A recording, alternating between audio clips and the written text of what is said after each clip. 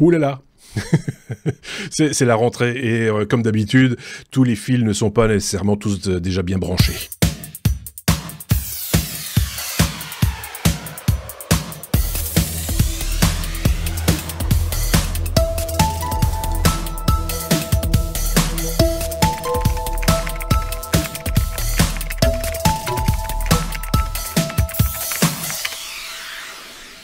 C'est quelque chose que j'avais déjà dit il y a 10 ans quand on a commencé ce podcast. Je pense que j'avais dit un truc du genre on a encore quelques fils à brancher et ça se répète d'année en année depuis 10 ans.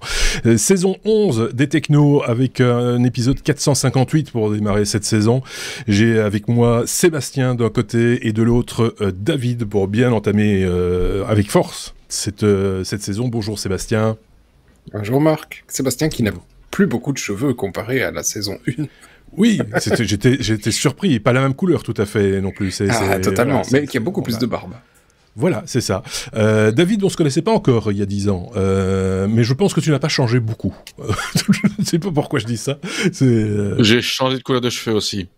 Ah, d'accord, ok. Oui, ça nous on le sait. Tout le monde ne le sait pas. Effectivement, tu as changé de couleur de cheveux. Tu changes régulièrement de couleur de cheveux d'ailleurs. Et de pupille aussi, de temps en temps. C'est un petit peu particulier, mais voilà, c'est ce qui te caractérise, j'ai envie de dire. Donc, c'est bien. Qu'est-ce qu'on va faire ? Alors, il y a quelques petites choses qui vont changer, qui changent dans le podcast et autour du podcast. J'en parlerai un petit peu plus loin, si vous voulez bien. Mais voici un des premiers changements. Ça s'appelle... Ça va fort, ça. Ça s'appelle... je vous l'avais dit, tous les réglages sont pas faits. Ça s'appelle le bloc-notes. Le bloc-notes, ce sont des news que moi, j'ai repérées, que moi, j'ai identifiées, et dont je vais vous parler si vous voulez bien. Vous voulez bien ? Ouais. Pas tous en même temps, hein, les gars. Ouais. J'ai l'impression que tout d'un coup... Ah, c'est à nous. Ouais, Marc. Allez, allons-y alors. Retour sur Terre à vide pour Starliner. Le vaisseau Starliner de Boeing reviendra sur Terre le 6 septembre sans ses deux astronautes. La NASA a choisi d'utiliser la capsule Space Dragon de SpaceX pour faire rentrer les astronautes bloqués dans la Station Spatiale Internationale, mais ils devront patienter jusqu'en février prochain. Le programme Starliner de Boeing, un programme à plus de 1,6 milliard de dollars, est remis en question et risque de ne jamais être relancé avant la fin de la décennie. Or, d'ici là, la Station Spatiale Internationale sera détruite. Les amis, ça vous évoque quoi ? Vite fait, bien fait. Ah bah c'est normal, hein, pour la NASA, s'ils les refont pas rentrer avec un truc Boeing, on ne sait jamais que les fenêtres soient pas bien colmatées. Par exemple, ou que le train d'atterrissage soit pas... soit pas... Enfin, ça pose quand même une question, Ouais, si on veut être sérieux. Si on veut être sérieux 2 secondes, ça pose quand même une question, c'est que SpaceX devient le principal opérateur technique de la NASA pour tout ce qui est vol habité. Hein. Donc c'est quand même, là déjà, un aveu d'échec de la part de Boeing et de la NASA de manière assez flagrante. Quoi. Oui, tout à fait. C'est pas anodin, j'ai suivi le truc de près et en effet Boeing essaie de se battre pour quand même ramener les astronautes dans leur il paraît qu'elle fait des bruits dans leur engin. Oui, ça faisait des bip bip aussi. Ouais, c'est entre nous. Ça faisait des bruits bizarres aussi et voilà, il faut attendre quelques mois de plus, mais ils vont rentrer probablement plus en sécurité. Mais après les fêtes. Apple licencie dans ses services après un trimestre à 21 milliards de dollars. Apple procède donc à de nouvelles vagues de licenciements, touchant notamment les équipes des services comme Apple Book et Apple News. Les licenciements concernent surtout la division services d'Apple, qui représente pourtant 22% du chiffre d'affaires de l'entreprise en 2023. Malgré ces mauvaises nouvelles, Apple reste loin du record de 19 000 suppressions d'emplois annoncées par Intel, mais on en reparlera peut-être avec David d'ici quelques minutes. Un truc à rajouter là-dessus, une petite oui, on en reparle tous les deux, je pense. Ah, ben vous en reparlez tous les deux, donc passons à la suite. Passons à la suite. L'événement Apple du 10 septembre se passera le 9 septembre. Cette date du 9 septembre est un anniversaire important pour Apple, car c'est le jour où la première Apple Watch a été lancée, il y a tout juste 10 ans, comme nous, quelque part. Il est possible que cette keynote se réserve des surprises en marge des nouveaux iPhone 16, avec peut-être le dévoilement d'une Apple Watch très différente des modèles précédents, on n'en sait rien. Suppose. Apple a déjà modifié par le passé la date de sa keynote pour célébrer un anniversaire important, comme par exemple les 10 ans de l'iPhone, c'était en 2017. Vous vous en souvenez peut-être, ou pas ? Non ? Pas plus que ça. Passons à la suite. Bah, voilà. Non, ici, il y a quand même un truc important dans cette news, tu vois. Le 9 du 9, 24. Oui. Donc si tu inverses les 9 et que tu fais 2 plus 6, ça fait donc 6, 6, 6. Évidemment, je comprends qu'ils aient choisi le 9 septembre. Ça, c'est un fameux calcul. J'y avais pas pensé. Franchement, voilà. Passons à la suite, du coup. Nvidia fait mieux qu'attendu, mais il y a un mais, paraît-il. Les résultats trimestriels d'Nvidia ont dépassé les attentes, mais ces prévisions ont déçu. Par contre, la marge brute d'Nvidia s'est légèrement dégradée par rapport au trimestre précédent. Nvidia a une capitalisation boursière de plus de 3100 milliards de dollars, ce qui est en fait la deuxième plus grande entreprise au monde, derrière Apple, tout simplement. Pas grand-chose à rajouter à ce sujet-là, j'ai l'impression. Quand même. Il y a des trucs à rajouter. Et pourquoi ils ont perdu 13%, je pense, sur une journée ou quelque chose comme ça, un truc comme ça. Donc ça a quand même pas mal piqué. Il y a des raisons macroéconomiques dont on reviendra tout à l'heure dessus, mais aussi des raisons plus spécifiques à Nvidia. Parce que les analystes disent que l'IA, on commence un petit peu à douter des résultats financiers des entreprises qui disent « Ouais, l'IA, c'est génial, t'as vu ?» comme OpenAI et compagnie. Et donc, ils disent si les entreprises qui font de l'IA ont du mal avec leurs petits sous, Nvidia aura moins de sous, et donc ils l'ont pénalisé. Ouais. Il y a comme ça, autour de l'IA, il y a un espèce de flou que certains entretiennent et qui pourtant, quand on revient sur les pieds sur terre, on se rend compte qu'il y a une réalité, il y a des coûts, il y a économique. Ça a été vite, c'est 9 mois cette année pour se dire, tiens, finalement, il n'y a pas d'argent qui arrive avec ce truc. Et justement. Mais par contre, il faut dire quand même qu'en 2-3 ans, oui. Ils sont quasiment numéro 1. Oui. Pas de troisième centre de données. Oui. Pas de troisième, peut-être continuer. Pas de troisième centre de données Google à Dublin. Le conseil municipal de South Dublin a rejeté la demande de Google d'installer un troisième centre de données dans la région, estimant que cela sollicitait exagérément l'approvisionnement en électricité. De nombreux géants technologiques, dont Google, ont installé leur centre de données en Irlande, ce qui représente 21% de la consommation électrique du pays tout de même. Une augmentation importante par rapport à 2015.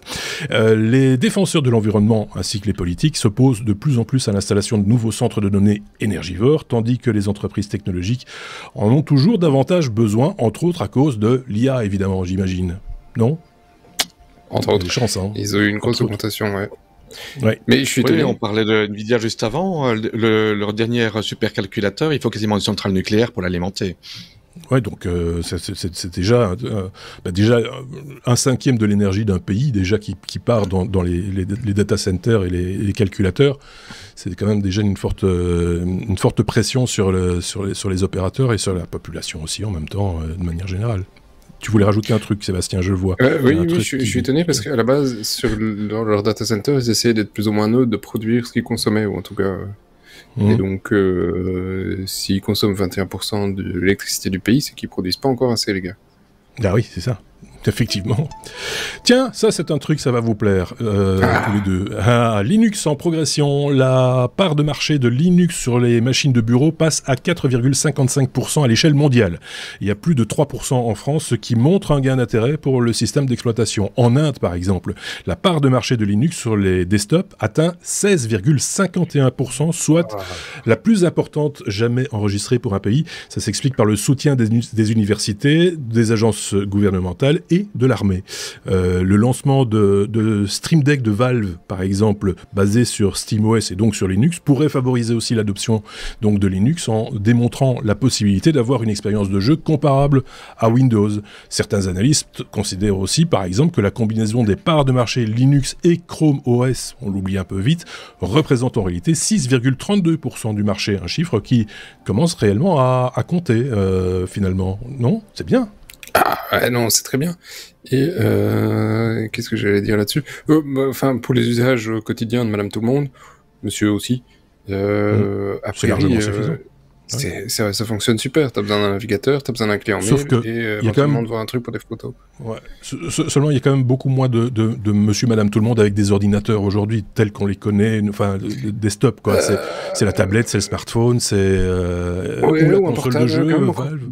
Il y a quand même encore beaucoup de gens avec un PC à la maison pour aller sur Internet, quand même.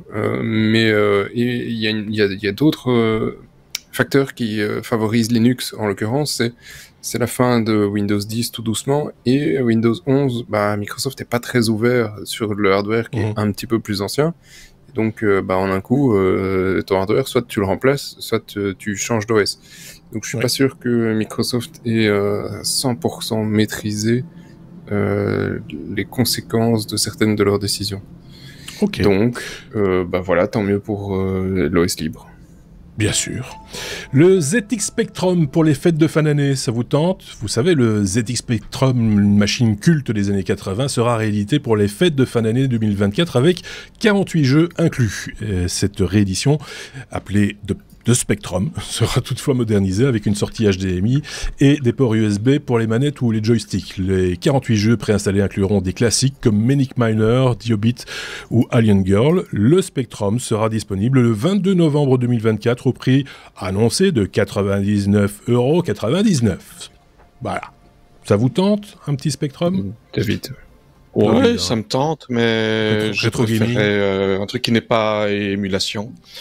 Ah oui. Ça, j'ai pas regardé si ça l'était ou pas. J'ai un petit doute, moi. Ça m'étonnerait pas qu'il y ait j'ai un petit doute aussi derrière.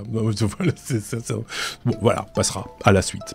Le réseau social X, ex-Twitter, est interdit au Brésil, mais pas pour tout le monde. Le juge brésilien Alexandre de Moraes a ordonné le blocage de X au Brésil après que l'entreprise a refusé de fermer certains comptes jugés malveillants par la justice brésilienne. Elon Musk, propriétaire donc de X, vous le savez, s'est opposé à cette décision. Je vais reprendre mon souffle. S'est opposé à cette décision, licenciant le personnel de X au Brésil.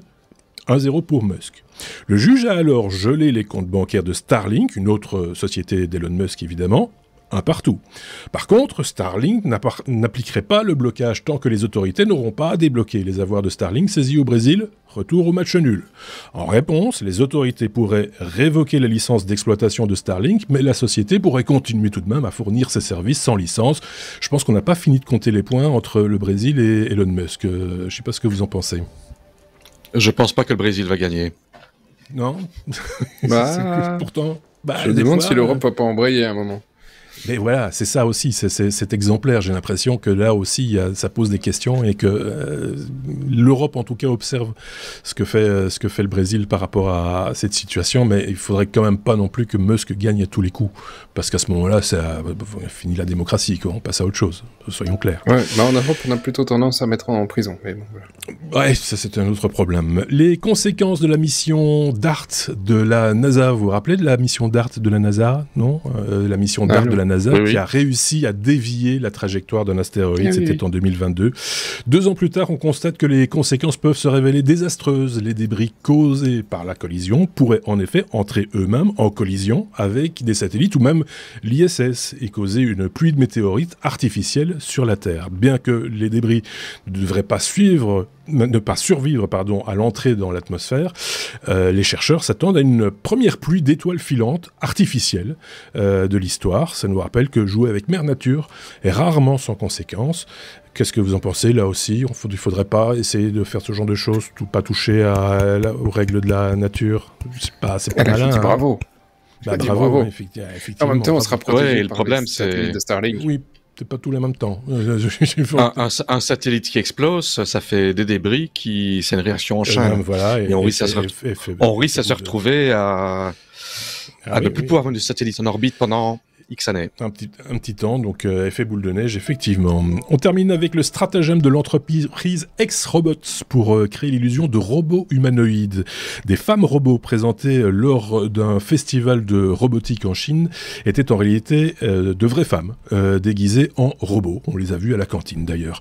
L'entreprise X-Robots, spécialisée dans la création de robots humanoïdes, a probablement cherché à créer un petit buzz autour de son stand plutôt que de se concentrer uniquement sur la démonstration de ses véritables robots. Bien que l'entreprise soit capable de construire des robots humanoïdes très convaincants, des machines qui prennent 2 semaines à 1 mois à être assemblées et commercialisées au tarif allant de 200 000 à 250 000 €, eh bien cette entreprise a préféré jouer sur l'illusion pour attirer l'attention. Ça rappelle une conférence de Tesla, rappelez-vous, organisée pour l'annonce de son robot Optimus, le robot avait été particulièrement critiqué. Il s'agissait en fait d'un danseur vêtu d'une combinaison en lycra. Moi, je me rappelle encore de cette image où on s'était dit, mais à quoi il joue? C'est quoi cette histoire? C'est un peu particulier quand même. Un avis là-dessus ou pas? Oui, il y a un proverbe dans la tech qui dit faire semblant jusqu'à ce qu'on y arrive. Voilà, c'est ça, exactement. David? Oui, et moi je dis, ils se sont rendus compte que c'était pas des robots mais des femmes parce qu'elles souriaient pas. Ah oui, c'est ça, effectivement. J'en ai encore quand même une petite pour vous, si vous voulez bien, juste avant de passer à la suite.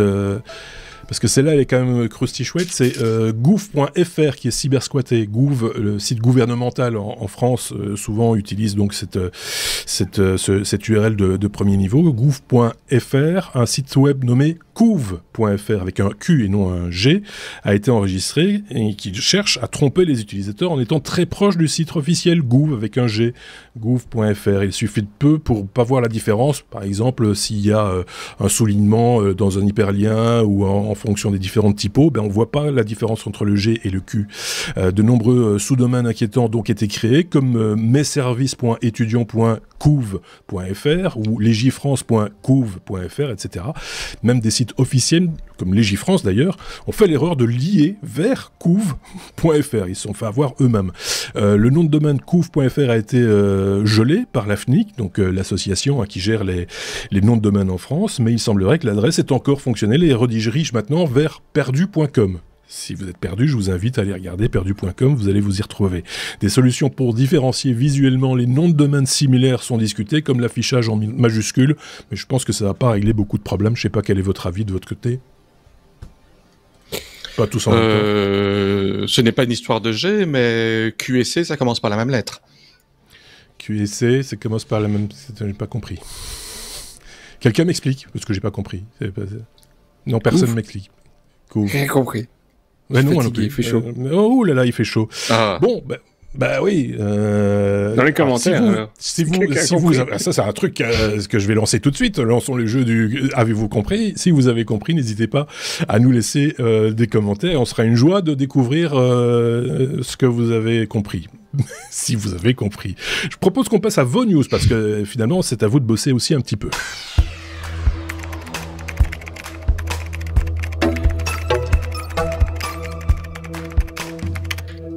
Et on va commencer avec Sébastien. On va parler de 30 millions d'amendes aux Pays-Bas pour Clearview. De quoi s'agit-il et pourquoi cette amende? Oui, c'est pas des cacahuètes, on est d'accord. C'est des gros ouf, 30 millions d'euros d'amende. Mais bon, après, il fallait que le titre rentre encore aussi sur notre petit écran. Et donc, Clearview AI, c'est une boîte qui est spécialisée dans la reconnaissance faciale. Donc, vous lui donnez une photo de n'importe qui et il va pouvoir vous retrouver dans sa base de données parce que la société a en effet une énorme base de données faciales, donc de photos qui sont reliées à des profils qui ont été scrappés sur le web. Parce que les gars ne se préoccupent pas de comment ils vont créer leur base de données. Alors, je sais pas comment, mais selon la source, ils ont une base de données qui serait de 30 milliards de photos de personnes. Donc, je ne sais pas si ça représente de personnes, mais 30 milliards, c'est quand même énorme. Et donc, ils ont scrappé Facebook, LinkedIn, tous les réseaux sociaux. Ouais. Et effectivement, de là après... Telegram aussi? Oui, apparemment. Et donc, de là, après, ils se disent, tu donnes une photo de Marc, et on dira, c'est Marc, il habite telle rue, et voilà, c'est lui, vas-y. Et donc, c'est fait sans le consentement, évidemment, de toutes ces personnes, parce que ça a été scrappé directement sur les réseaux sociaux, et c'est pas prévu pour. L'agence, enfin, l'équivalent de la CNIL en Hollande, donc l'autorité de protection de données a infligé une amende à la société de 30,5 millions d'euros. 1,5, je sais pas pourquoi 1,5, mais admettons, un calcul savant. Clearview... Ouais. Clearview a simplement répondu que apparemment de toute façon ils n'ont pas envie de payer et de toute façon ils continueront. Alors c'est un peu plus croustillant encore pour la Belgique et la Hollande parce que voilà on est certain qu'il y a des photos et de profils de Belges et de Hollandais. Et les Belges, c'est assez drôle parce qu'il y a eu un hack de Clearview il y a un certain temps qui a permis d'avoir une forme de listing de certaines personnes en disant tiens, t'es dedans.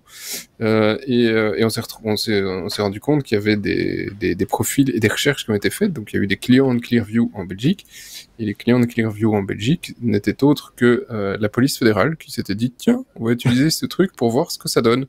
C'est juste un test qu'ils ont fait en disant on va uploader quelques centaines de photos, faire une centaine de requêtes. Ils se sont dit bon, ça marche pas si bien que ça, mais en attendant ils ont envoyé les photos, ils ont fait les requêtes et ils se sont fait taper sur les doigts. Et la Belgique leur a demandé de demander à Clearview de supprimer les photos, tout en se disant bah de toute façon vu les cocos qu'on a en face, ils en ont rien à foutre, ils vont garder les photos. Déjà, ils les avaient certainement déjà. Donc, ceci étant dit, petite anecdote, je pense que c'est sur Clearview que reposait l'application qu'avaient créée les Ukrainiens au tout début de l'envahissement par les Russes, où ils photographiaient les soldats russes qu'ils arrêtaient ou qui étaient tués pour envoyer à leur famille des messages en disant voilà, votre fils, votre frère ou autre est tombé ou s'est fait arrêter et fait prisonnier en Ukraine, voici pourquoi, etc., etc. Et c'était totalement automatisé, ce qui est quand même assez impressionnant. Je veux dire, c'est la première fois qu'on voit ça dans un conflit,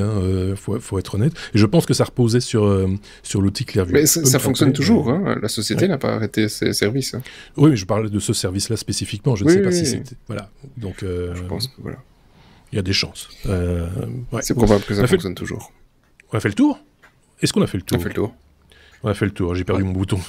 Tantôt, j'ai perdu mon bouton. Il est là.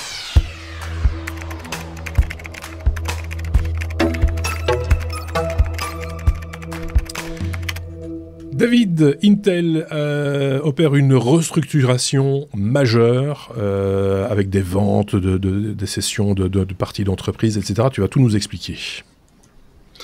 Oui, donc si vous avez un peu suivi l'actualité ces derniers temps, Intel va très mal, leur action a fortement chuté, ils ont eu des soucis avec les générations de processeurs 13 et 14, ils ont annulé leur event annuel où ils devaient annoncer tout un tas de produits, ils ont annulé tout un tas de produits, maintenant ils sont en train de parler de vendre leur section Foundry.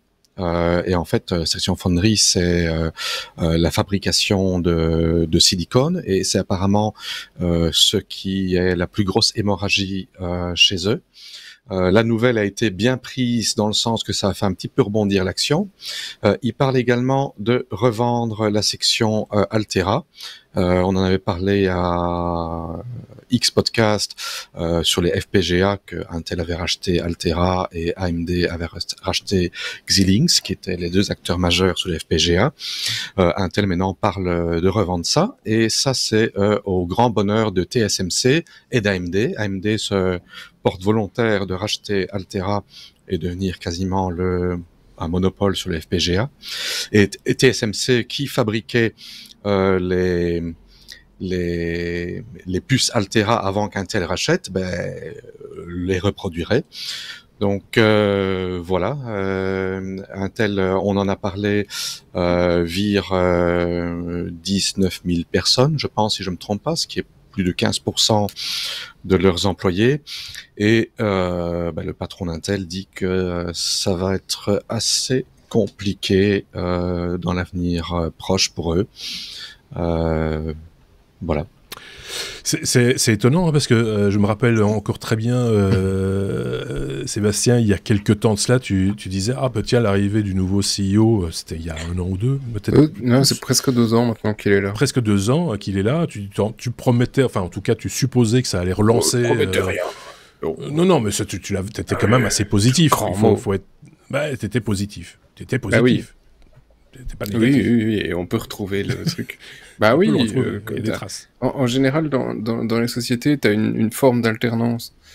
Un financier, un visionnaire. Un financier, un visionnaire. Bon, là, le financier, il était temps qu'il parte d'Intel. À 2 ans, ça marchait plus terrible.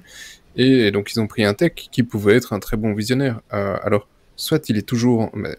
ce que je crains, parce que je veux pas enterrer le gars, ce que je crains, parce que c'est un secteur où résultats de ce que tu fais prennent quand même un temps incroyable à arriver, c'est que depuis 2 ans, il est toujours en train juste de supporter ce qui a été fait par le passé. Et donc, tu vois pas encore réellement les résultats de ce qu'il fait dans la boîte, même si des trucs comme allez, on met sous le tapis le problème sur les processeurs qui vont cramer.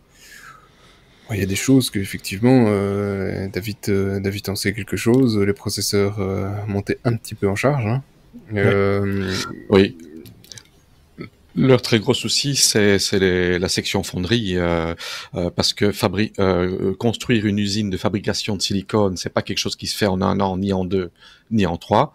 Ça nécessite des investissements colossaux, et Intel n'a pas assuré sur les process comparé à TSMC, qui est le leader mondial pour ce qui est du silicone. Et donc, évidemment, Intel, qui produisait des chips pour d'autres sociétés, se sont fait voler les contrats par TSMC. Et voilà, c'est là qu'ils perdent beaucoup d'argent.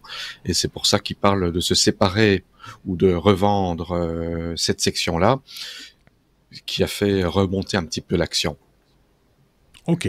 Tu vois, le capitaine du Titanic, à partir du moment où il était à 10 mètres de l'iceberg, même si tu changes de capitaine, il va toujours se prendre l'iceberg. Hein. Ouais, c'est ça. C'est trop tard pour changer la direction. Ça. Donc, tu peux sauver les pots et mettre la musique pendant que tu sors les chaloupes, mais... Ouais. Oui, entre autres. Ok, bon, on verra ce qu'il adviendra. Évidemment, c'est pas joyeux pour les gens qui bossent chez Intel. Ça, il faut le reconnaître aussi.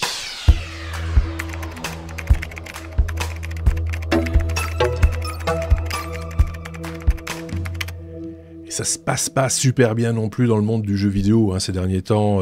Sébastien, on licencie aussi de ce côté-là, malheureusement. Oui, et alors, c'est une boîte dont on parle peu ici, et un secteur dont on parle assez peu aussi en général dans ce podcast, les jeux vidéo, mais je voulais reprendre l'illustration de ce studio qui va fermer un paquet de bureaux. Donc le studio, c'est Rocksteady, qui est... alors c'est pas un nom qui est hyper connu non plus, même dans le jeu vidéo, mais c'est un studio qui a participé à des noms très connus comme Dead Island, Helldriver 2, Warhammer, etc., etc. Donc il y a des trucs assez costauds, c'est pas un truc indie. Indie, c'est des trucs indépendants pour ceux qui jouent pas aux jeux vidéo. Voilà, c'est pas des hindous. C'est pas des Indiens, non. Et donc, ils vont fermer leur bureau à Stockholm, Visby, Oslo, et je sais plus combien ça représente, mais c'est à chaque fois des dizaines ou des centaines d'employés qui passent à la trappe. Ici, on parle plutôt de centaines. Alors, on en parle quand même depuis dans pas mal de numéros ces derniers mois, que ce soit Intel, que ce soit ici, ou Cisco, ou d'autres qui licencient en masse, comme on a eu il y a quelques années dans le secteur de la tech. Ça ne touche pas que le secteur de la tech. Et la bonne question, c'est pourquoi effectivement on est en train de licencier en masse. Alors, je ne vais pas faire un cours d'économie ni prétendre être économiste là-dessus. Néanmoins, il y a quelques petites analyses qu'on a lues par-ci par-là qui font que le marché aujourd'hui financier américain, c'est hausse des taux d'intérêt pour contrer l'inflation. Et c'est normalement ici en septembre, les autorités américaines vont décider de rebaisser un tout petit peu, disant peut-être qu'on a un problème parce que le taux d'emploi est en train de descendre, mais les effets de ce type d'annonce prennent un certain temps. Et donc, on est dans la mouise parce qu'effectivement, à partir du moment où on monte les taux d'intérêt, c'est plus difficile d'avoir de l'argent pour les boîtes tech. Et donc, c'est pour ça que ce soit il y a des boîtes tech qui s'en sont très bien sorties, on s'entend bien, mais pour ça que certaines boîtes tech souffrent à chaque fois qu'il y a ce type d'annonce. C'est tous les 2-3 mois, dire on monte les taux d'intérêt. Mais les boîtes tech souffrent parce qu'en général, c'est des boîtes qui empruntent et qui ont besoin de beaucoup d'argent pour pouvoir investir. Ce qui est le cas dans d'autres secteurs aussi. Mais si on prend un autre acteur pour comparer, Coca-Cola, il n'a pas besoin de beaucoup d'argent pour produire. Il a ses usines, il produit son Coca. En général, il faut un petit peu d'R&D. Mais ils doivent pas à chaque fois sortir de nouveaux produits pour rester compétitif, il sort toujours du Coca, ce qui n'est pas le cas dans la tech. Et donc, si les fonds sont chers, c'est plus difficile, et c'est ça que la tech attend ces prochaines semaines, parce qu'on nous annonce une baisse de taux d'intérêt, ce qui peut avoir un effet stimulant et récupérer des investissements vers ce type d'entreprise. Donc, tant que les États-Unis sont dans ce type de mouvements sur les taux d'intérêt qui sont hauts, voilà, la tech souffre, on licencie, et puis les taux d'intérêt baissent, la tech peut de nouveau récupérer de l'argent pas cher. Les investisseurs mettent de l'argent dans la tech parce qu'ils espèrent un meilleur rendement que les 2% qu'on leur donne à la banque. Et la boucle est bouclée. C'est un vase communicant assez simple. Si tu es sûr d'avoir 3 ou 4% quand tu mets ton argent à la banque, tu le mets à la banque. Oui, c'est con, mais c'est comme ça que ça fonctionne. Et donc, voilà, les gens perdent des emplois, et donc maintenant on attend une baisse de taux d'intérêt, et donc on a probablement encore de mauvaises annonces sur différents studios, différentes sociétés d'ici à la fin d'année, parce que le temps que ça repivote vers une spirale positive, on s'attend pas à quelque chose de positif avant le deuxième trimestre de l'année prochaine. C'est chouette cette rentrée, dites-moi. Un truc à mentionner, c'est que Rocksteady est un subsidiaire de Warner Bros. Warner Bros. Qui a décidé de casser tous les studios qui étaient en dessous d'eux pour faire des jeux vidéo. Et là, ça représente beaucoup plus que des jeux qu'on n'entend pas beaucoup parler. Ça représente des jeux comme Batman Arkham Series, Fear, les Lego, Middle-earth, Mortal Kombat, etc. Il y a des choses qui seront vendues, d'autres pas. Donc voilà, ça pue un petit peu pour les jeux vidéo de ce côté-là. Et ce qu'il y a aussi, c'est que des grosses sociétés qui ont une branche de jeux vidéo, mais parfois c'est la course, au profit. Ce n'est pas parce que, on va dire, une série TV fonctionne et rapporte de l'argent que c'est pas pour ça qu'on la coupe pas. Parce que si quelque chose d'autre pour le même investissement rapporte plus, voilà, on lui coupe la tête et on fait l'autre truc. Sans état d'âme, c'est souvent comme ça, effectivement. Voilà. Passons à la finance, c'est la finance, hein. Ça, c'était bien de le rappeler. Ah non, mais c'est très logique. Si tu as une certitude de gagner de l'argent, une certitude, on prend pas de risque. Bien sûr, on est tout à fait d'accord.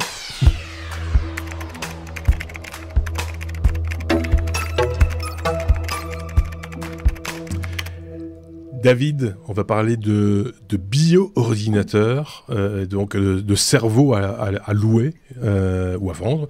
Tu vas nous en dire plus. Le cerveau à louer, oui, c'est une société qui s'appelle Final Spark, qui est une société suisse. Je ne suis pas certain qu'on en a déjà pas parlé un petit peu dans le passé. Et en fait, ils ont développé les premiers processeurs neuronaux qui sont basés sur des cellules de cerveau humaines. Apparemment, ils ont amélioré leur technique. Et donc, maintenant, ils proposent un service en ligne pour $500 par mois. Les rechercheurs peuvent avoir accès à un service complètement géré à distance, où il y a des organoïdes, donc des petites boules de neurones humains. Pour vous rassurer, ce sont pas des neurones qu'on a été piqués dans le cerveau de quelqu'un, mais ce sont des neurones qui ont été qui ont été produits en laboratoire. Apparemment, ces petites boules de neurones peuvent durer jusqu'à une centaine de jours, et ils avancent beaucoup d'avantages, des avantages énergétiques, comme quoi ça peut faire de l'intelligence artificielle, vu que c'est en vogue pour l'instant, pour une fraction du coût énergétique des processeurs normaux. Ils mettent aussi en avant que ça peut être utilisé pour les crypto-monnaies, mais je pense que ça c'est un petit peu un argument de vente. Mais par contre, pour les rechercheurs, pour $500 par mois, ce qui n'est pas une fortune pour des chercheurs des universités, ils ont accès à pouvoir explorer cette nouvelle technologie, ce nouveau type de bioprocesseur. On va voir dans le futur ce que ça donne. Et ça me fait penser que j'ai vu aussi, je pense que c'était aujourd'hui, qu'ils avaient réussi à piloter des petits robots avec des champignons. Donc voilà, il y aura peut-être des petits robots qui seront avec des petits morceaux de cerveau humain, en espérant que bon, ils vont pas les prélever là où ça se trouve naturellement. C'est mieux. Moi, je trouve ça je trouve ça impressionnant. J'y comprends pas grand-chose, mais parce qu'on avait vu ça dans certains films de science-fiction, avait évoqué ça, cette possibilité d'avoir effectivement des microprocesseurs sur base de pas de cerveau, mais de chair humaine ou basé sur ce genre de biologie entre guillemets. Enfin, c'était un peu particulier. Il y avait l'ascenseur. C'était dans l'ascenseur, c'était ça? Le lift, oui, effectivement, où il y avait cette espèce de monstre dégoulinant qui prenait en otage les gens qui montaient dans l'ascenseur, si je me rappelle bien. Effectivement, un film hollandais qui a eu un succès international, ce qui est assez rare, il faut le mentionner. De Lift, je me rappelle bien ce film-là. En tout cas, je me rappelle du début. Je sais pas ce qu'en pense Sébastien, je le vois dubitatif, interrogatif, avec voilà. C'est intéressant, mais ça pose quand même pas mal de questions. Mais dont maintenant, et des réponses. Maintenant, je sais pourquoi certaines personnes que je connais ont beaucoup moins de cellules dans leur cerveau. Et en fait, c'est marrant, pour l'intelligence artificielle, ils entraînent les neurones avec en renforcement positif, en leur filant de la dopamine. Ils disent, tiens, t'as donné un bon résultat, je te file un peu de dopamine. C'est assez intéressant. Tu rajoutes à ça les champignons. C'est ce qu'ils utilisent là aussi. Ils ont utilisé ça dans leurs études. Ah oui. Les dopamines, ils ont utilisé ça. Super. Ça donne des résultats, forcément. Est-ce que ce sont de bons résultats? Ça, c'est autre chose. Et après, si on lui donne de la cocaïne, il faut voir, hein, peut-être qu'il va plus vite. Je te dis, les champignons, déjà. Commençons par là. Il y en a. On overclock. Quand tu veux tu vois, dans quelques années, tu iras chercher un dealer en rue, ce sera pas pour te droguer, ce sera pour overclocker ta machine. Qu'est-ce que tu veux faire? Je veux jouer plus vite oui, c'est ça. J'ai besoin pour miner plus de bitcoin, et voilà. C'est ça. Je le donne à mon ordinateur. Il y a peut-être un deal à faire. C'était dans Robocop aussi, où ils prenaient les cerveaux ils récupéraient le cerveau d'un ancien policier pour en faire faire un androïde. Ouais. C'est repassé à la télévision en Belgique il n'y a pas longtemps. Robocop, ça a salement vieilli. Ouh là là, ça pique. Est-ce qu'on a fait le tour du cerveau, enfin de cet ordinateur? Je pense que oui. On va passer à toute autre chose.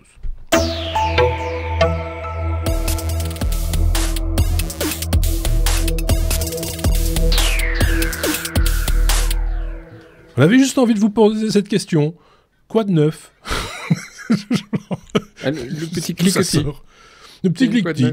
Petit clic-ti dans le générique. On se dit, mais tiens, David tape sur son clavier. Oui, par exemple, mais ça c'était fait exprès, c'est pour faire semblant que.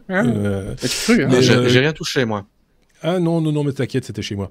Quoi de neuf chez les technos? Je m'étais dit qu'au milieu de l'épisode, comme ça, ou même plutôt vers la fin, ce serait peut-être pas mal d'évoquer les nouveautés de la saison. Là, vous l'avez remarqué, on a fait donc le bloc-notes avec toute une série d'informations qu'on a un petit peu développées de manière différente de ce qu'on avait l'habitude de faire les saisons précédentes, en vous mettant, et ça je tenais quand même à le faire à un moment donné, en vous montrant les sources, parce qu'évidemment, comme toujours, nous, on vous montre les sources, on vous donne les liens vers les articles, etc., mais de manière très brutale, sans artifice ou quoi que ce soit, pour montrer à quel point c'est difficile de lire une news, tellement il y a de la publicité autour, dedans, en overlay, etc., etc.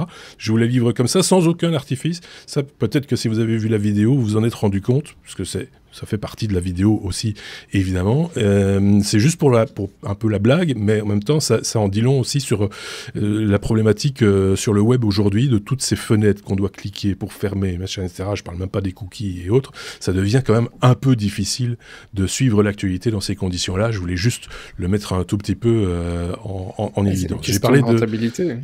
On est d'accord, mais voilà. Moi, je suis prêt à donner un peu d'argent aux journalistes, j'ai pas de souci avec ça, mais qui prennent de l'argent plus la publicité, ça, je suis pas d'accord. J'ai parlé de vidéo, oui, et encore de la vidéo chez les technos, mais pas sur tous les épisodes et pas sur toutes les durées d'épisodes, parce que finalement, cet été, faire de l'audio, certains d'entre nous se sont dit, tiens, j'aimerais bien quand même garder mon intimité de temps en temps. Pour être un peu à l'aise.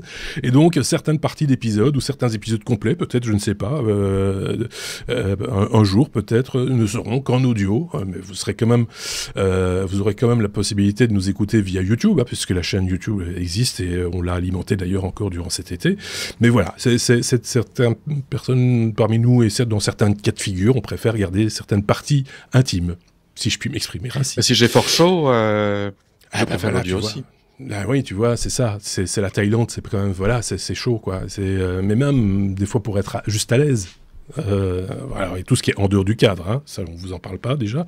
Mais même ce qui est dans le cadre, des fois, on voudrait alléger ça. Mais bref, voilà, tout ça pour vous dire que le podcast sera hybride, audio, vidéo, mais en même temps, dans le même sujet, dans les mêmes épisodes, etc., etc. Oui, il lève le doigt scolairement, notre ami Sébastien. Ça, mais alors, à toi, mon petit Sébastien. Qu'est-ce qu'on fait du multiplat ? Qu'est-ce qu'on fait du multiplat ? C'est pas chez nous. Ah merde. Non, c'est pas chez nous. Non, si on rentre là-dedans, il faut pas faire ça avec David. On t'expliquera. Si vous avez compris chez vous, je peux relancer le truc. Si vous avez compris, n'hésitez pas à nous le faire savoir et on expliquera à David ce qu'est le multiplat. C'est une petite blagounette qui n'est pas... Enfin, c'est un événement de l'été, on va dire ça comme ça, ou de fin de l'année, même fin juin, je pense, que ça avait commencé à... Enfin bref. Qu'est-ce qu'il y a d'autre comme nouveauté ?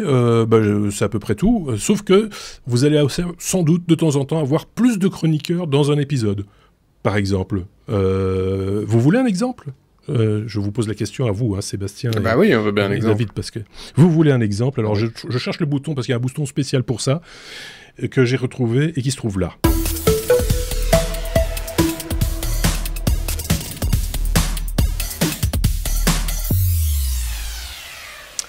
Là, ça s'appelle aujourd'hui carte postale. Pourquoi carte postale ? Parce que, figurez-vous que parmi nos chroniqueurs, nous en avons un en particulier, Aurélien, qui est plutôt studieux, lui, pendant l'été. Et quand il voit un truc, il se dit, tiens, ça, j'en parlerai bien, j'ai les technos. Donc, il nous a fait une carte postale. Notre ami Aurélien, il a parcouru, il a fait un parcours pédestre, où il va nous expliquer tout ça, évidemment. Il a fait ça, aidé un petit peu par notre ami Thierry. Donc, 2 chroniqueurs de plus. Pas mal, là.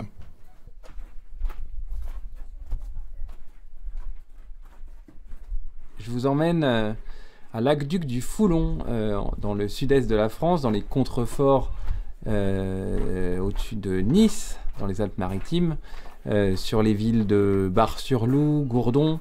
En fait, c'est une conduite qui fait une 50aine de kilomètres de long, dont à peu près la moitié se fait en aérien, à flanc de montagne, et le reste est souterrain. Et en fait, cette conduite, elle a subi une très grosse campagne de maintenance dans les années en 2021-2022 pour le remplacement de cette conduite. Et donc, c'est ce dont je vais vous parler aujourd'hui. C'est quoi le but d'amener de l'eau dans ces villages de France ? Alors, effectivement, ça concerne la commune de Grasse, qui avait un gros besoin d'eau, notamment parce que la population a augmenté dans les années 1900, et puis parce qu'il y a eu l'industrie de la parfumerie qui s'y est mise. Et cette industrie-là est une grande consommatrice d'eau. Il s'alimentait avant avec une source qui devenait très insuffisante. Et dans les années 1880, il y a la source du Foulon qui a été acquise par la ville de Grasse. Et petit à petit, ils ont forcé l'eau de cette source pour atteindre 9 communes du bassin de Grasse et desservir à peu près 100 000 habitants. Donc il y a une conduite qui a été installée en béton au départ, et puis dans les années 50, une partie de cette conduite a été transformée pour mettre des tubes en acier, vraiment à flanc de montagne. Et voilà, le problème, c'est que la corrosion est venue manger cette conduite. Alors ce qu'il faut dire, c'est que, et ce qui est très particulier, c'est qu'on est sur un relief et une topographie très très complexe. On est vraiment en montagne, et cette conduite, elle vient suivre le flanc de la montagne en restant quasi horizontale avec une légère pente, mais on a des endroits où on a des apics de plus de 100 mètres et la conduite est accrochée à la montagne. Donc du coup, on imagine aisément la complexité pour simplement construire cette conduite, mais après coup aussi, comme tu l'as dit, la rénover. Comment on peut imaginer changer tout ça? Parce que tu as parlé de plusieurs matériaux, le béton, l'acier. Là, on va vers, j'imagine, d'autres matériaux. Il faut les amener, il faut construire tout ça de toutes pièces, et surtout avec un décor pas forcément si accessible. Alors en 2021-2022, comme je le disais, il y a plus de 800 mètres de conduite qui ont été changés. Alors pourquoi? Parce que y avait des trous, soit par en dessous qui généraient des fuites. On parle d'1 million de fuites, 1 million de mètres cubes d'eau de fuite. Ce qui correspond quand même à 10%. Hein, donc c'est aussi un projet écologique, hein, la maintenance de ce type de conduite. Et puis il peut y avoir aussi des trous liés à la corrosion sur le dessus. Hein, il y a eu des éboulements et puis il peut y avoir de la pollution liée à des animaux qui rentrent dans cette conduite. Et donc pour rentrer un petit peu plus dans le détail, cette conduite elle est constituée de morceaux de 6 mètres de tubes d'acier qui font 80 cm de diamètre et 6 mm d'épaisseur. Donc on parle d'un certain nombre de tuyaux, hein, 800 mètres avec des tubes de 6 mètres, il en faut un paquet. Et puis une topographie compliquée, je le disais, beaucoup de coudes, parce que voilà, il faut suivre le flanc de la montagne. Et donc avec des hélicos, on est venu remplacer, amener une conduite de 6 mètres et puis ramener la conduite endommagée. Et puis, il y a eu tout un processus pour ressouder les tubes ensemble, mettre de la résine époxy à l'intérieur pour essayer d'éviter la corrosion. Et puis, autour de la conduite, on est venu mettre un enrobage polyuréthane pour aussi éviter et puis essayer de retarder les effets de la corrosion. Alors, il n'y a pas que ça, hein, parce que cette conduite, il faut la poser. Donc, il a fallu ramener 508 berceaux en acier qu'il a fallu poser sous la conduite. Et puis, il y a des cerclages aussi. On vient de temps en temps accrocher la conduite sur le petit berceau en béton. C'est quoi les enjeux technologiques que toi, tu as retenus, peut-être sur l'histoire justement de la naissance de cette conduite jusqu'à sa rénovation récente? Alors, il y en a évidemment plein. Déjà, faut s'imaginer que sur une conduite comme ça, rien que l'histoire de la dilatation thermique, enfin la masse déjà, la masse à prendre. Il faut voir que un tube, j'ai fait rapidement le calcul, ça fait à peu près 700 kilos. Donc quand même. Si l'hélicoptère vous l'amène et que vous devez le déplacer dans un tunnel, je suppose que voilà, il faut réfléchir un peu avant de le tirer.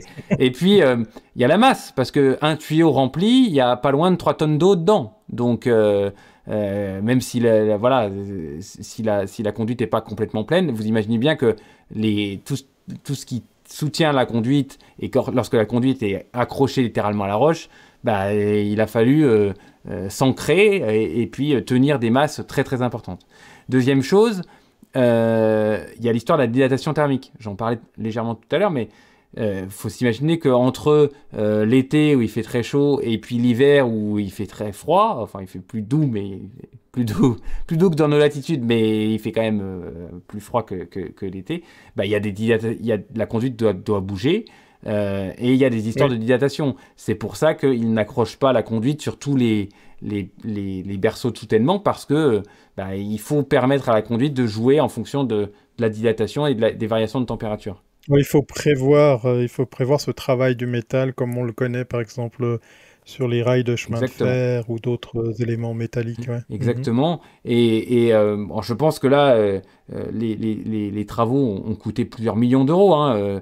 Faut savoir que voilà, les 840 mètres qui ont été rechangés, 90% des endroits où ça a été changé, il n'y a pas d'accès routier, il n'y a aucun accès routier. Dans les autres enjeux technologiques, toi tu as parlé de polymère, puisqu'on a parlé de béton, on a parlé de métal, mais il faut aussi combattre la corrosion.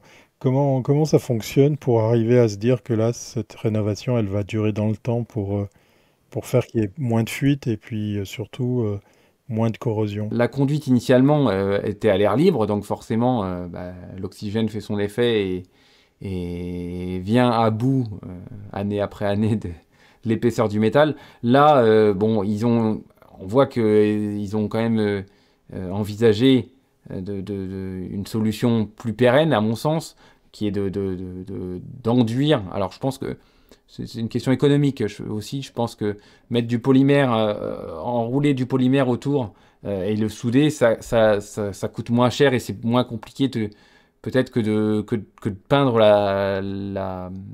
la conduite complètement, parce que par exemple tout ce qui est jonction, vanne, possibilité de dérivation, tout ça c'est peint. Lorsque il y a un T ou il y a beaucoup une géométrie un peu complexe, on peut pas mettre du polyuréthane autour. Donc là, dans ce cas-là, on peint.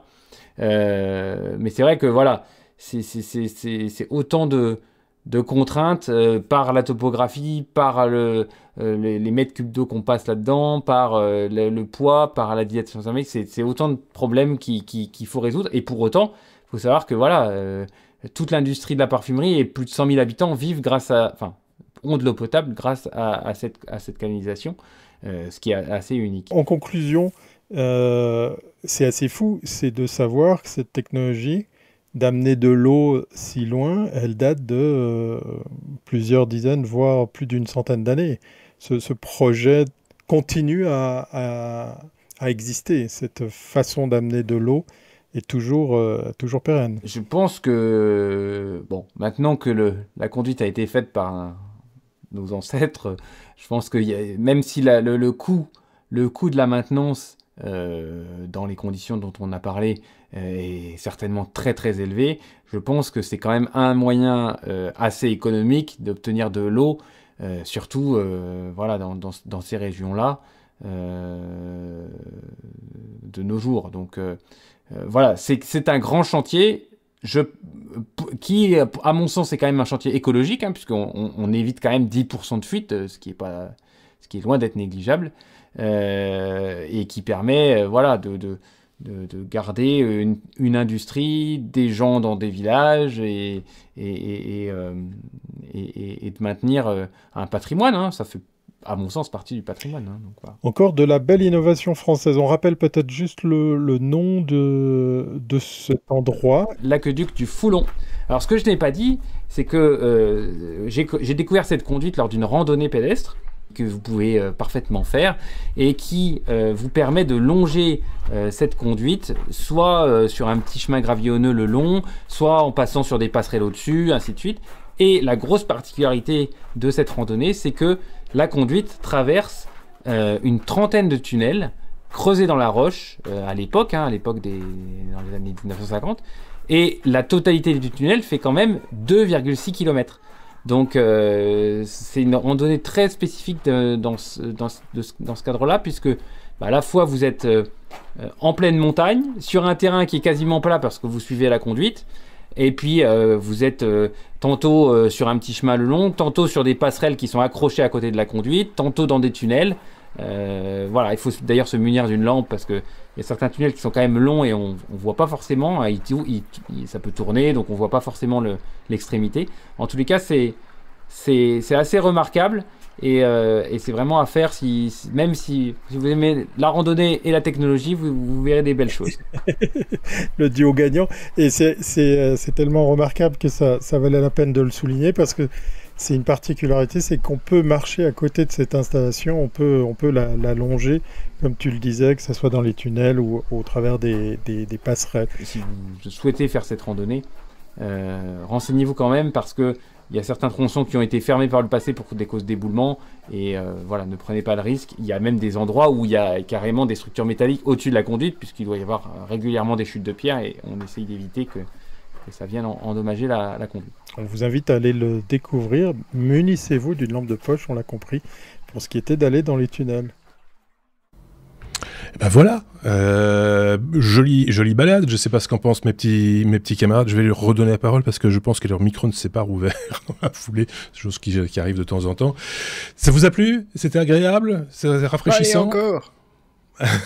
Encore une balade. On va renvoyer Aurélien en balade un petit peu partout en France pour nous ramener de jolies cartes postales comme celle-là, parce que finalement, c'est vrai, ça nous a sorti un peu de notre studio.